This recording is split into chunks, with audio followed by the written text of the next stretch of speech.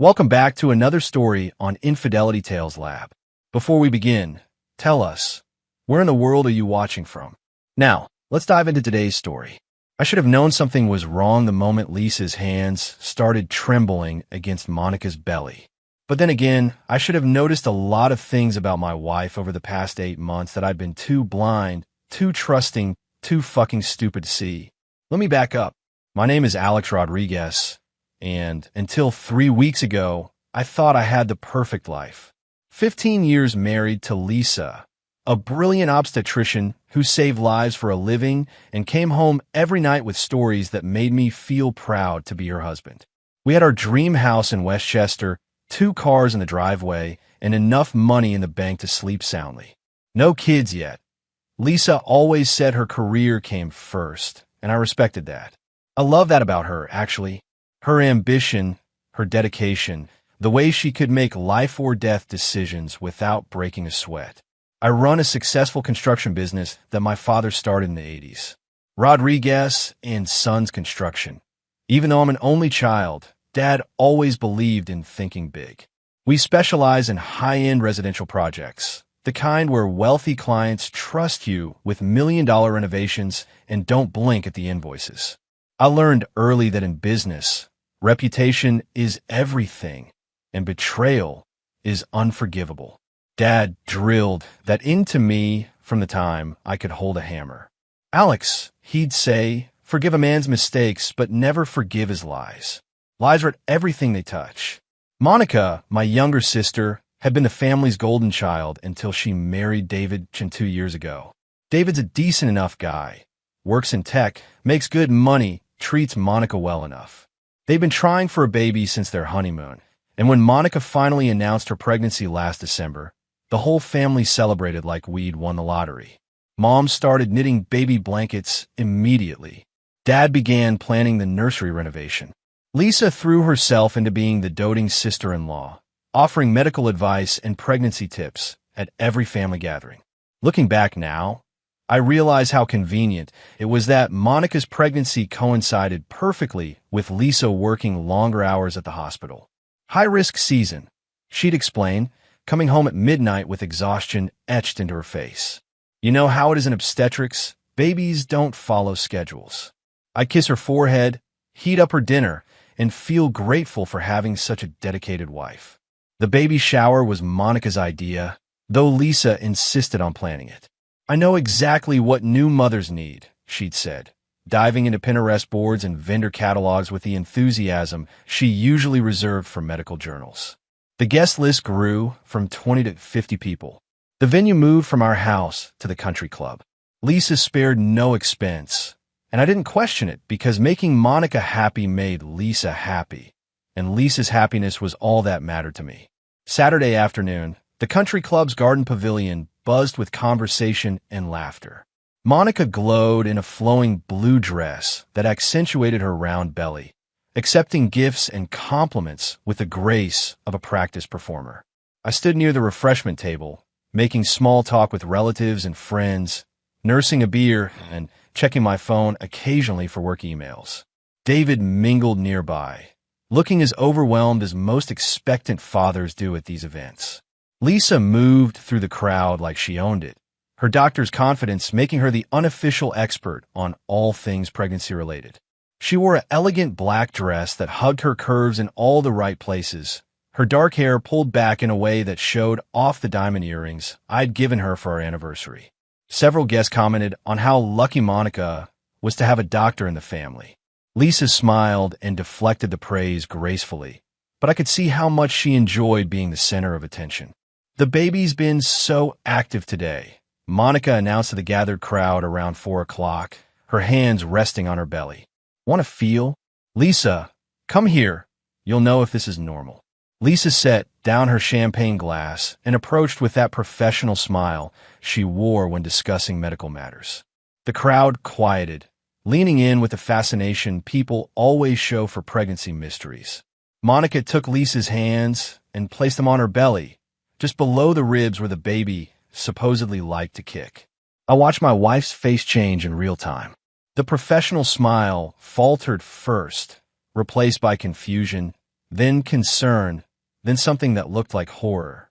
Her hands moved across Monica's belly with increasing urgency, pressing and probing in ways that made Monica step back uncomfortably. "Lisa." Monica's voice carried a note of worry. "What's wrong?"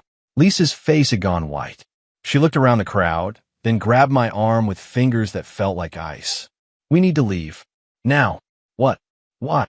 The question came out louder than I intended, drawing stares from the other guests. "Trust me." Lisa's voice was barely above a whisper, but there was something in her tone I'd never heard before. Pure panic. "We need to go. Right now." She dragged me toward the parking lot, her heels clicking rapidly on the stone pathway. Behind us, confused murmurs rose from the crowd. I caught David's bewildered expression and Monica's face, which had shifted from concern to something that looked almost like fear. "We attended my sister's baby shower," she said. "The baby's moving, feel it." My wife, an obstetrician, placed her hand on her belly. The next moment, she dragged me outside. "Call an ambulance. Now." "What? What?" I demanded, trying to keep up with her frantic pace. "Didn't you notice when you touched her belly?" She continued with a trembling voice. "That was—" She stopped walking and turned to face me, her eyes wide with something between terror and guilt. The words that came next hit me like a physical blow. "That wasn't a baby, Alex. There's no baby. Your sister is wearing a fake pregnancy belly, and I know why because I've been helping her hide the truth for months." I collapsed against a nearest car, my legs suddenly unable to support my weight. The world spun around me as Lisa continued talking, her voice growing stronger as if confessing was lifting a weight from her shoulders. "Monica lost the baby in March. Miscarried at 14 weeks. She begged me not to tell anyone because she couldn't bear disappointing the family. So I helped her fake it. I got her the prosthetic belly, taught her how to wear it, how to make it look real. We thought we could buy time. Maybe she'd get pregnant again quickly and no one would know the difference." My mind struggled to process what I was hearing. "You helped her lie to everyone? To me? To Mom and Dad? To David?" "David knows," Lisa said quietly. "He's been part of it from the beginning. They both begged me to help them keep up the charade until they could figure out what to do. So let me get this straight."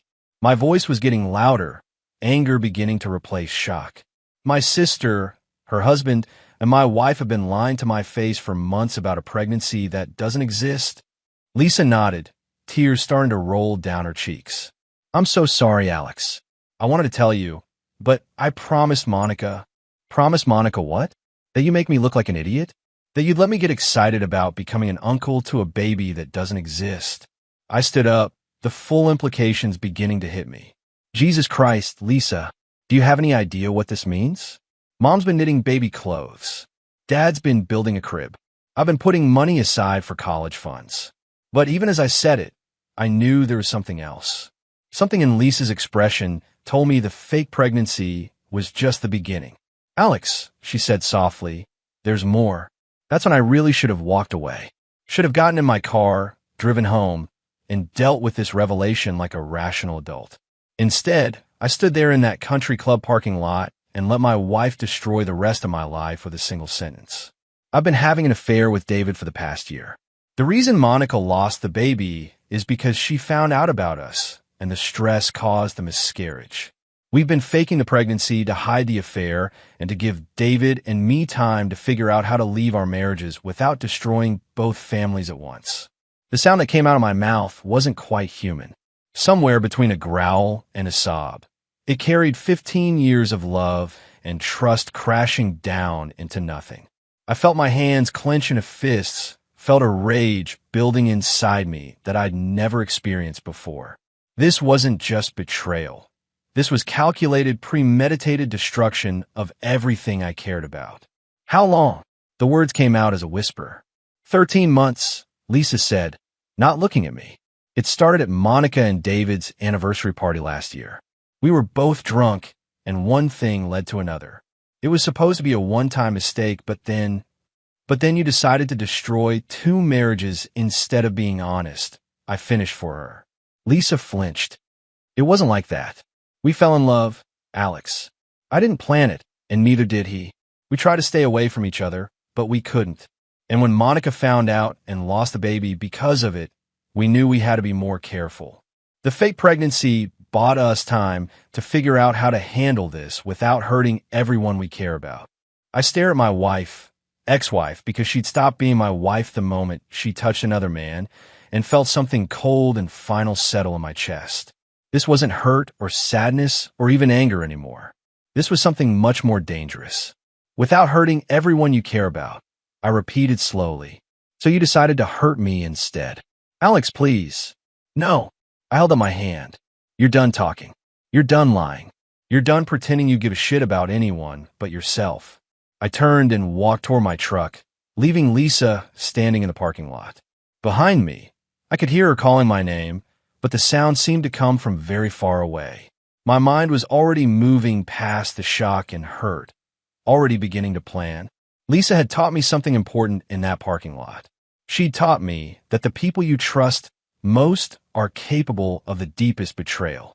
She taught me that love means nothing when weighed against selfishness. And most importantly, she taught me that some people only understand consequences, not forgiveness. My father's voice echoed in my head as I drove home. Forgive a man's mistakes, but never forgive his lies. I wouldn't be forgiving anyone. The drive home passed in a blur of rage and calculation. By the time I pulled into our driveway, I'd made several important decisions. First, I wasn't going to confront Lisa emotionally. Emotional confrontations were what she expected, what she'd probably prepared for. Second, I wasn't going to do anything rash that she could use against me in divorce proceedings. And third, I was going to make sure that everyone involved in this elaborate deception paid a price they'd never forget. Our house felt different when I walked inside. The family photos lining the hallway looked like evidence of a crime now.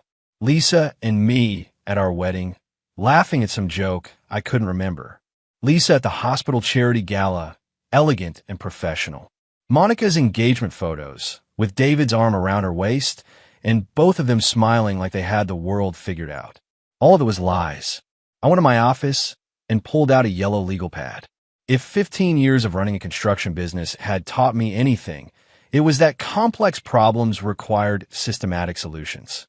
At the top of the page, I wrote 3 names: Lisa Rodriguez, David Chun, Monica Rodriguez-Chin.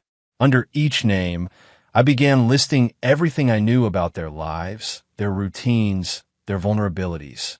Lisa arrived home an hour later, her key turning in the lock with the same soft click it had made thousands of times before. I heard her heels on the hardwood floor, heard her pause in the kitchen, probably looking for me.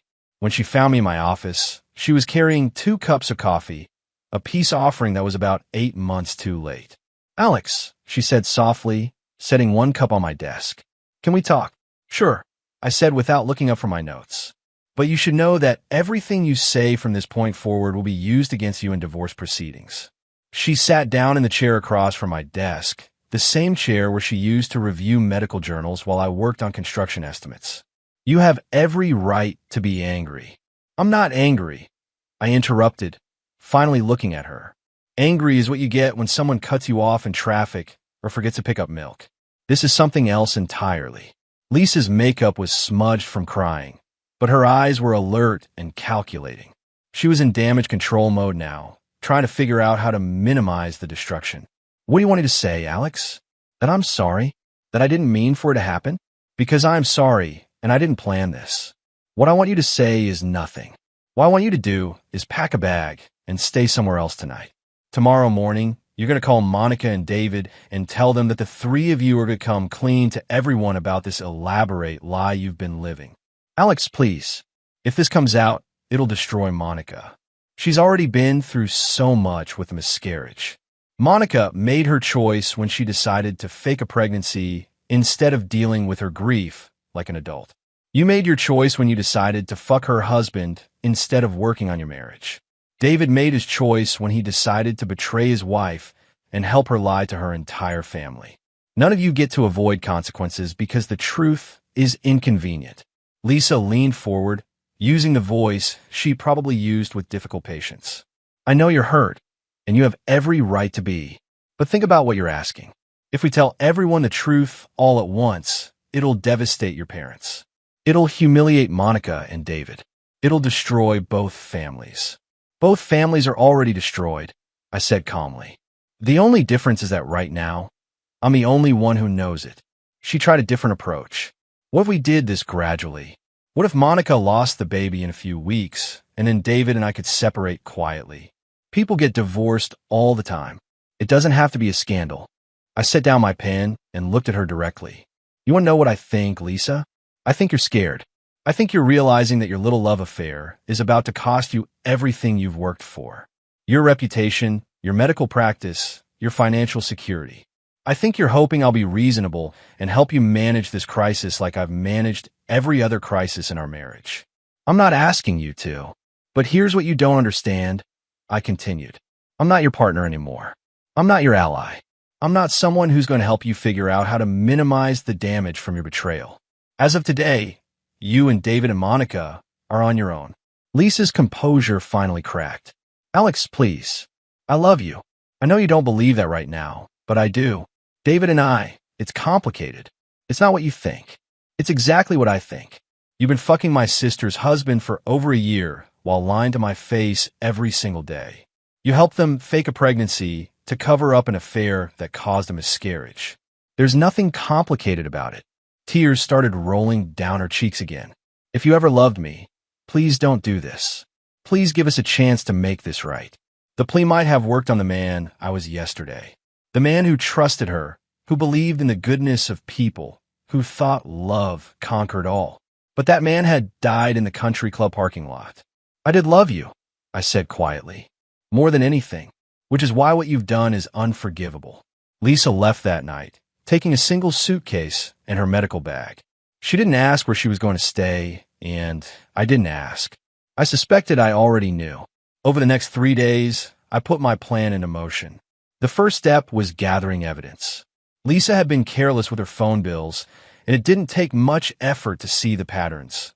Hundreds of calls and texts to David's number at all hours of the day and night. Credit card statements showed hotel charges and restaurant bills that coincided with days when she'd claimed to be working late. Her laptop, which she'd left behind in her hurry to pack, contained email chains between her, David, and Monica discussing the fake pregnancy charade in detail. The second step was consulting with lawyers. I met with 3 different attorneys before finding Patricia Grimm, a divorce specialist who'd built her reputation on handling high-profile cases involving infidelity and fraud. Patricia was in her 50s, silver-haired, and ruthless in the way that only someone who'd seen too many lies could be. This is actually quite straightforward, Patricia said after reviewing my evidence. Your wife committed adultery, which affects property division in New York. The fake pregnancy adds an element of fraud and conspiracy that works in your favor. We can file for divorce on grounds of adultery and seek full enforcement of your prenuptial agreement. The prenup had been Lisa's idea, ironically. As a doctor, she'd wanted to protect her assets in case our marriage failed. It specified that in cases of adultery, the cheating spouse forfeited their claim to marital property and spousal support. At the time, I'd signed it readily because I trusted her completely. Now it was going to be her undoing. What about going after David? I asked. Patricia smiled, the first genuine smile I'd seen from her. New York allows you to sue for alienation of affection. We can go after him for damages related to the destruction of your marriage. Given his financial situation and the evidence you have, we could easily get a judgment in the mid-6 figures. And Monica? More complicated, since she's your sister and wasn't directly involved in the affair. But if we can prove she conspired to defraud you emotionally and financially, which the fake pregnancy evidence supports, we might have options there too. The third step was professional. Lisa worked at St. Mary's Hospital, one of the most prestigious medical facilities in the state. Her affair with David had involved using her medical expertise to help fake a pregnancy, which raised serious ethical questions about her fitness to practice medicine. I made copies of all the relevant evidence and sent them to the New York State Board of Medicine with a formal complaint. I also reached out to David's employer, a tech company that prided itself on ethical leadership and family values. David was a senior developer with access to sensitive systems and client data. Companies like his didn't appreciate employees who demonstrated poor judgment in their personal lives, especially when it involved elaborate deceptions and fraud. By Wednesday, the first consequences began to appear. Lisa called me in tears, saying that she'd been suspended from the hospital pending an investigation into ethical violations. David was being moved to a different department at work, while HR looked into character concerns raised by an anonymous tip. "Alex, please," Lisa begged over the phone. "I know you're angry, but this is destroying our careers. Can't we work something out? You destroyed your own careers when you decided to lie and cheat instead of being honest," I replied. "I'm just making sure everyone knows the truth about who you really are. What do you want from us? Money? An apology? We'll do anything. What I want is for you to face the consequences of your actions without trying to manipulate your way out of them. What I want is for you to understand that betrayal has a price." "Alex, you're scaring me. This isn't like you." She was right. The old Alex would have been devastated, but ultimately forgiving. The old Alex would have tried to work things out, gone to counseling, found a way to rebuild trust. But the old Alex had been a fool who believed in the goodness of people who didn't deserve his faith. "You're right," I said. The Alex he knew was weak. He was naive. He let people take advantage of his trust because he thought love meant never holding people accountable for their choices. That Alex is gone. The fourth step was social. I started making phone calls to family and friends, not to gossip or seek sympathy, but to control the narrative. I told them that Lisa and I were divorcing due to irreconcilable differences, and that there might be some difficult revelations coming out soon. I positioned myself as the reasonable party who was trying to handle a difficult situation with dignity. When my parents called asking for details, I was honest but measured. Lisa has been having an affair, and there are some other complications involving Monica that I can't discuss yet. I know this is shocking, and I know it's going to be hard on everyone, but I need you to trust me to handle this the right way." My mother cried. My father was silent for a long moment before saying, "What do you need from us, son?" "Just support. And when the whole story comes out, I need you to remember that I tried to do this quietly." By Friday, the pressure was clearly getting to them. Monica called me for the first time since the baby shower, her voice shaky and desperate. "Alex, we need to talk. All of us. This has gone too far." "I agree," I said. "Let's meet at the house tomorrow morning. You, David, Lisa, and me. We'll get everything out in the open." "Thank you," Monica said, relief evident in her voice. "Thank you for being reasonable about this." I hung up without correcting her assumption. There was nothing reasonable about what I was planning.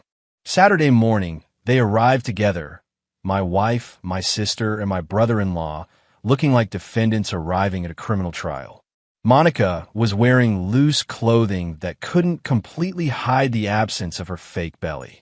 Lisa looked exhausted, dark circles under her eyes suggesting she hadn't slept much. David kept checking his phone, probably dealing with fallout from work. I served coffee and sat across from him at our dining room table, the same table where we'd shared countless family dinners and holiday celebrations. The irony wasn't lost on me. "Before we start," I said, "I want you all to understand something. This isn't a negotiation. This isn't a family meeting where we're going to work through our problems and find a solution that makes everyone happy. This is me telling you what's going to happen next." Lisa opened her mouth to speak, but I held up my hand. "You've all had months to figure out how to handle this situation. You chose lies, deception, and betrayal. You chose to protect yourselves at my expense. Now I'm choosing how to protect myself at your expense."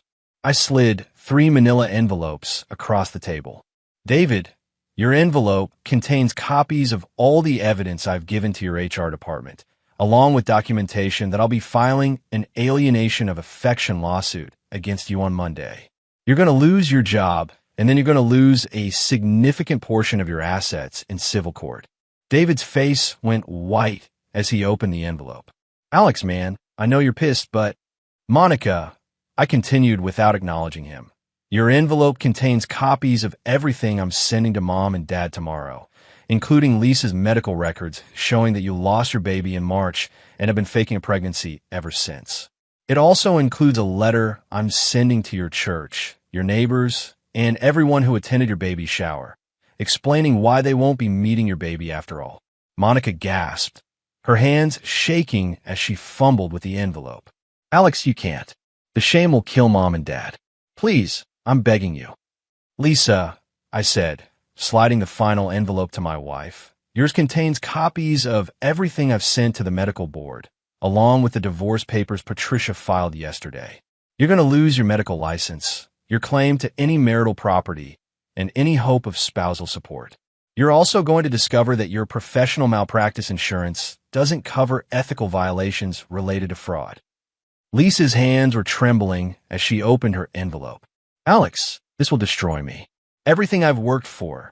Everything you worked for. I stood up, my voice rising for the first time.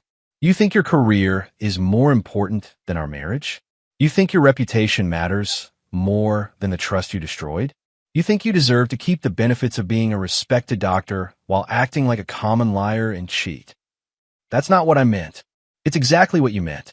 All three of you are sitting here worried about how this affects you.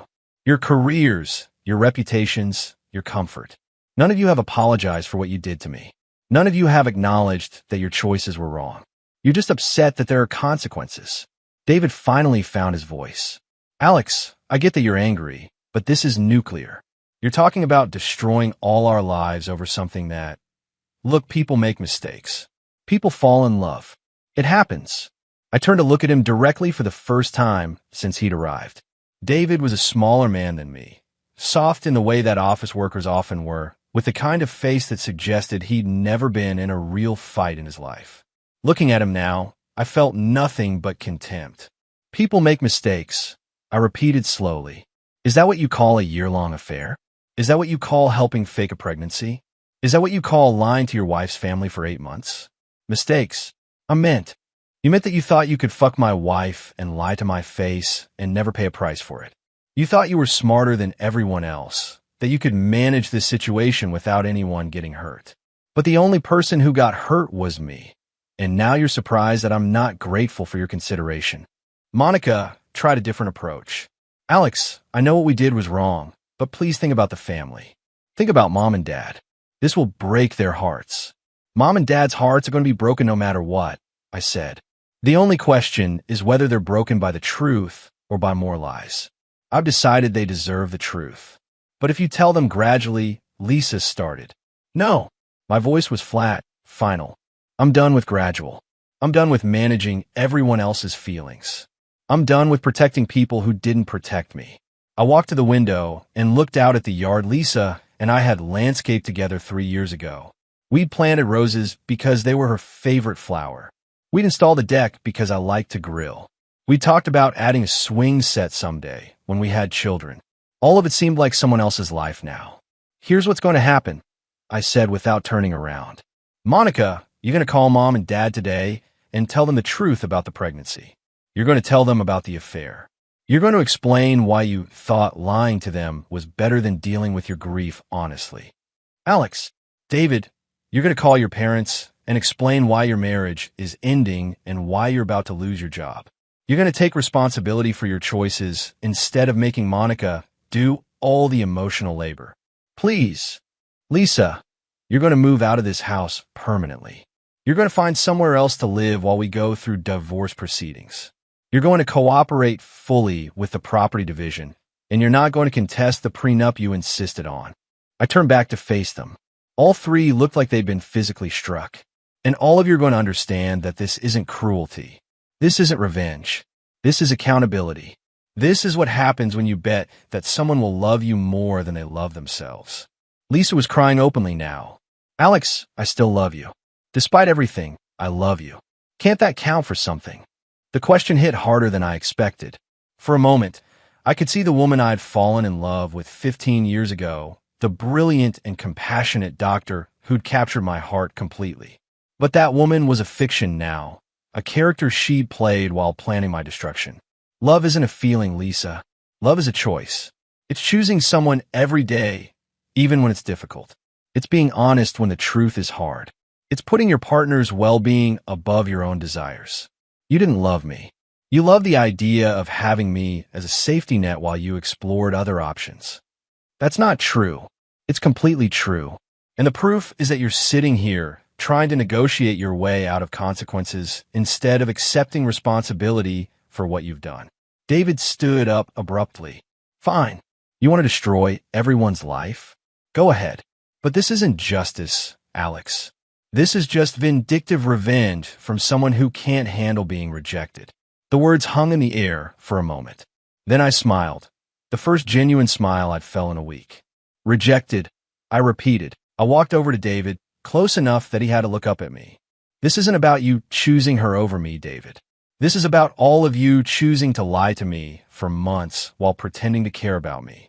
This is about you making a fool of me while I worried about your wife's fake pregnancy. This is about Lisa coming home every night and acting like a loving wife while she was planning to leave me for you. I could see David's hands shaking slightly. He was scared, and he should be. So no, this isn't revenge. Revenge would be irrational and emotional. This is justice. This is making sure that people who destroy trust face the consequences of their choices. And the beautiful thing about consequences is that they don't require forgiveness or understanding or mercy. They just require truth. Monica stood up too, positioning herself between David and me. Alex, you're scaring us. This isn't who you are. You're right, I said, stepping back. This isn't who I was, but who I was got betrayed by the people he trusted most. Who I am now understands that some people only learn through consequences. They left together 20 minutes later, their envelopes clutched in their hands like summons to judgment. I watched through the window as they stood in my driveway, arguing in whispers, probably trying to figure out how to minimize the damage I was about to cause. But I was past the point of caring about their damage control. I was past the point of caring about their feelings or their futures or their regrets. They'd made their choices when they'd thought the consequences would fall on someone else. Now, they were going to learn what accountability felt like. The next 3 weeks unfolded like a carefully orchestrated demolition. I'd spent years watching buildings come down in controlled explosions, and I'd learned that destruction, done properly, was a precise art. You identified the load-bearing structures, placed your charges strategically, and then stepped back to watch gravity do the rest. Monday morning, Monica called our parents. I wasn't there, but my mother called me afterward, crying so hard I could barely understand her words. She lost the baby in March, Alex. In March. And she's been pretending all this time. How could she do that to us? How could she let us get so excited, let us plan and hope and dream when there was no baby? I don't know, Mom, I said honestly. I don't understand how any of them thought this was a good idea. And Lisa, Mom continued, her voice breaking. Lisa knew. She helped Monica lie to us. How could she do that? How could she lie to your face every day for months? I let her cry, offering comfort where I could, but I didn't try to defend Lisa or Monica or David. They'd created this pain themselves, and they could live with the consequences. Dad was quieter when he called later that day. Son, he said, I want you to know that your mother and I support whatever decisions you make about this marriage. We love Lisa, but what she did, that's not something a person comes back from. Thanks, Dad. That means everything to me. Your sister wants to talk to you, he continued. She's been calling here, crying, asking us to intercede. We told her that she made this mess and she needs to face it. By Wednesday, the professional consequences were accelerating. Lisa's suspension became a formal investigation when the medical board received my complaint. The evidence was overwhelming. She'd used her medical expertise to help fake a pregnancy, which violated multiple ethical guidelines about practicing medicine outside of her licensed capacity and participating in fraud. David's situation was even worse. His company had a strict ethics policy that covered employee conduct both inside and outside the workplace. When HR saw the evidence of his year-long affair and participation in elaborate deception, they moved quickly to terminate his employment. In the tech industry, reputation mattered almost as much as skill, and David's reputation was now toxic. Patricia called with updates on the legal front. The divorce is proceeding exactly as expected. Their attorney tried to challenge the prenup, but the adultery clause is ironclad. Lisa's going to walk away with essentially nothing. What about the alienation of affection suit? David's attorney wants to settle. They're offering $50,000 to make it go away. No, I said immediately. We're going to trial. I want everyone to see exactly what this cost me. Patricia paused. Alex, I have to ask, Are you sure about this? 50,000 is real money, and trials are expensive and time-consuming. Sometimes the victory isn't worth the cost. This isn't about money, Patricia. This is about making sure that actions have consequences. David needs to understand that destroying someone's marriage isn't a mistake you can write a check to fix. Understood. We'll reject the settlement offer. The social consequences were perhaps the most devastating for Monica. Word spread quickly through our extended family and social circle. The baby shower guests felt humiliated and manipulated. Church members were shocked that Monica would fake a pregnancy and involve them in the deception. Neighbors who'd been watching her belly grow with interest now whispered when she walked by. Mom told me that Monica had basically become a hermit, afraid to leave the house because of the stares and whispers. She keeps saying she just wanted more time. Mom said, time to grieve, time to get pregnant again, time to figure out how to tell us she'd lost the baby. But Alex, 8 months of lying isn't buying time. That's living in a fantasy. The hardest part for me was watching how the revelation affected my parents. Dad had torn down the crib he'd been building in his workshop, throwing the pieces in the trash like they were contaminated. Mom had packed away all the baby clothes and blankets she'd been accumulating, unable to look at them without crying. It's not just the lying, Mom explained when I visited her on Thursday. It's that they made us complicit in it. Every time we talked about the baby, every time we made plans or bought gifts or told our friends about becoming grandparents, we were participating in their lie without knowing it. They used our love against us. That was exactly right, and it crystallized something important for me. This wasn't just about betrayal between spouses or siblings. This was about how their selfishness had contaminated every relationship it touched. Lisa tried one more time to negotiate on Friday, showing up at my office unannounced while I was reviewing blueprints for a new project. She looked terrible, dark circles under her eyes, her hair unwashed, wearing the kind of casual clothes she usually reserved for sick days. Alex, please, she said, sitting down across from my desk without being invited. We need to talk about this rationally. I set down my blueprints and looked at her. There's nothing to talk about, Lisa. The lawyers are handling everything from here. The medical board is going to revoke my license, she said, her voice barely above a whisper. 20 years of training and practice gone. I'll never be able to work as a doctor again. Probably not, I agreed. David lost his job. He's not going to be able to find another one in tech with this on his record. We're both going to have to start over completely. That's the idea. Lisa leaned forward, desperation making her voice stronger. What do you want, Alex? Really, what do you want? If it's an apology, I'm sorry. If it's money, we'll figure out how to pay you. If it's time apart, I'll move across the country. Just tell me what would take for you to call off the dogs. I studied her face for a moment. There was something almost pathetic about the question, as if she still didn't understand what she'd done or why it mattered. What I want, I said slowly, is for you to face the consequences of your choices without trying to manipulate your way out of them.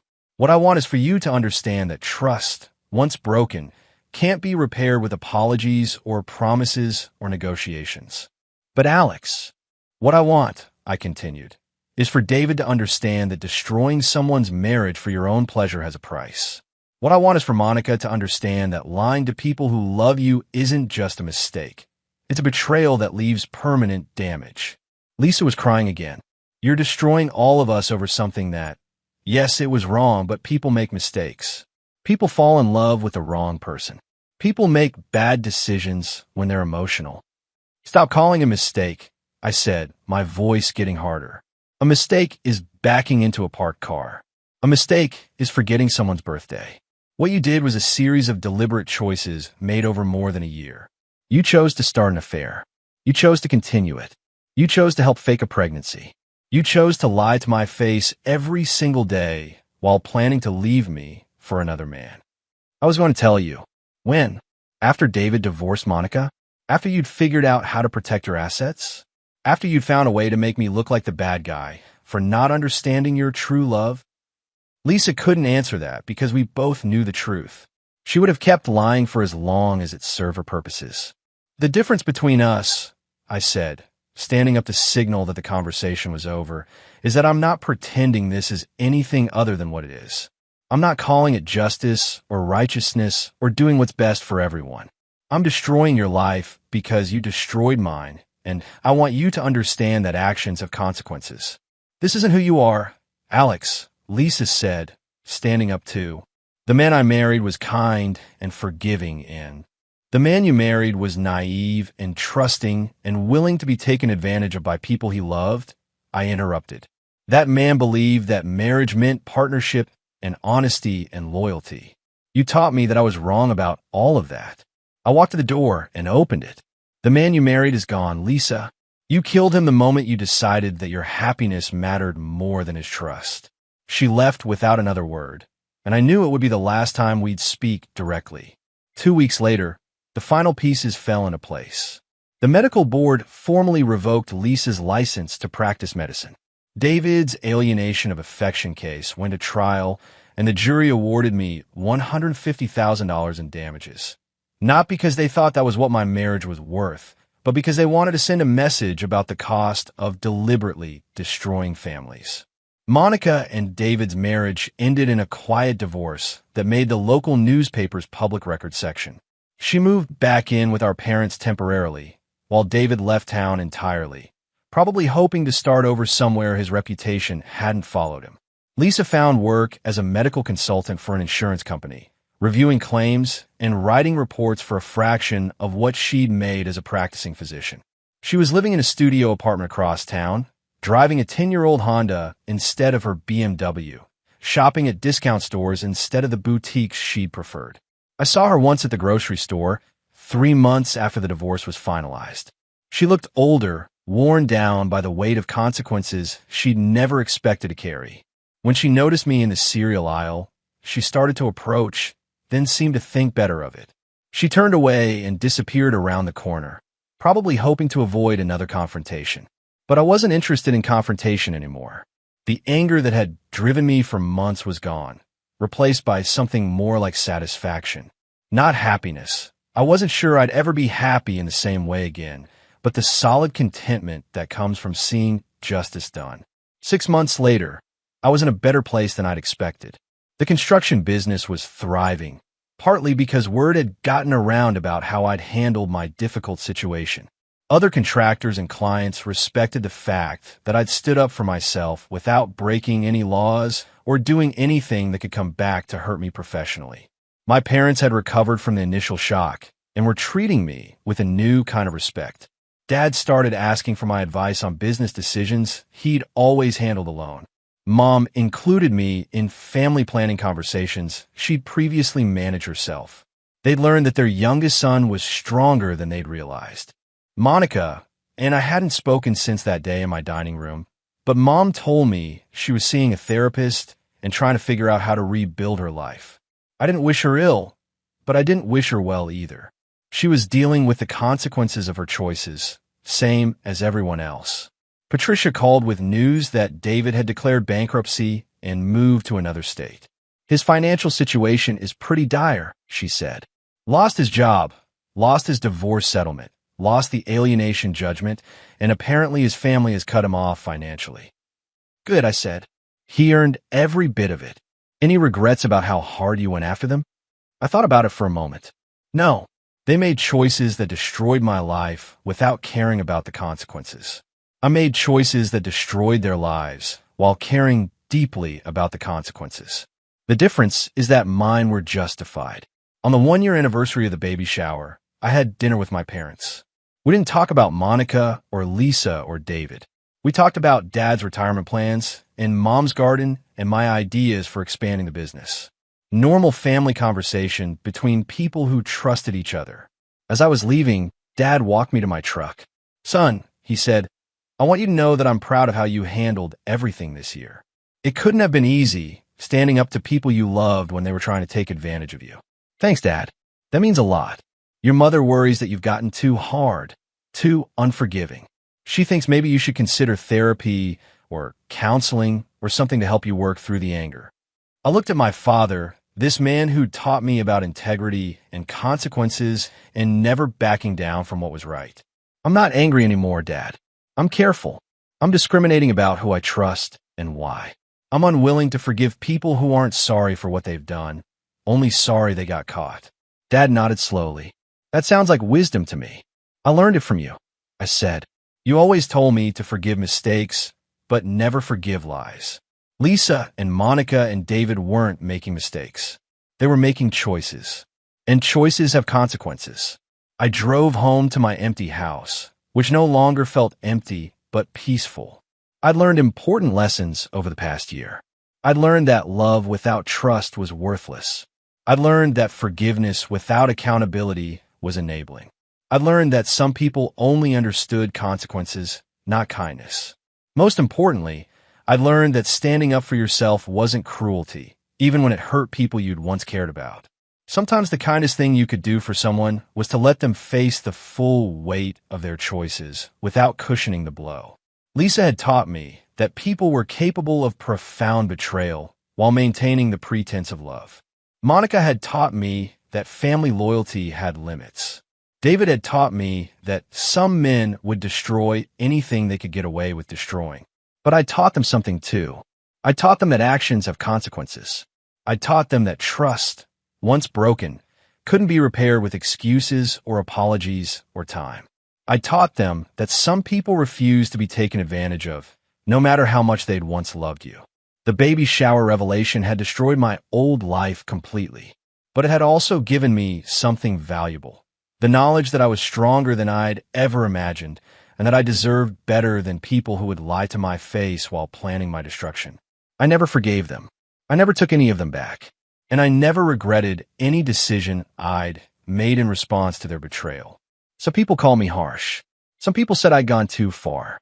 Some people thought I should have been more understanding, more forgiving, more willing to work things out. But none of those people had lived through what I'd lived through. None of them had discovered that their entire life was built on lies told by people they trusted. None of them had to choose between accepting betrayal and fighting back against it. I chose to fight back, and I won. The baby shower had been meant to celebrate new life. Instead, it became the funeral for my old life and the birth of something harder but more honest. I'd learned to be ruthless when necessary, brutal when justified,